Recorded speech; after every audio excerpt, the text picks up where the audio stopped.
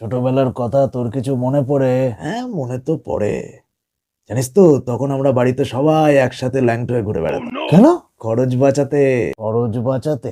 কিভাবে? বাবা বলতেন, পশ্চিমবঙ্গে খরচ বাঁচাতে হলে আগে ইলেকট্রিসিটি বাঁচাতে হবে।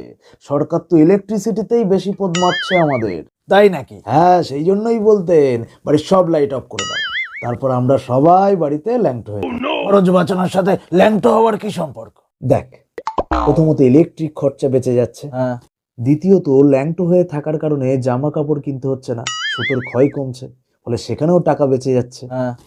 তারপর দেখ, আমরা ফ্ল্যাট কালচারের মানুষ নই, পাড়া কালচারের মানুষ। সন্ধে হলেই পাড়ার জ্যাঠা কাকা দাদু সব এসে কি গো, কি করছো বলে হাজির হবে। হাতে এক কাপ চা, দুটো লেডো বিস্কুট দিতে হবে। ফলে লাইট অফ থাকলে ভাববে বাড়িতে কেউ নেই, কেউ আসবে না, ফলে সেখানেও টাকা বেঁচে যাচ্ছে। বড় উচ্চ চিন্তার মানুষ ছিলেন দেখছি।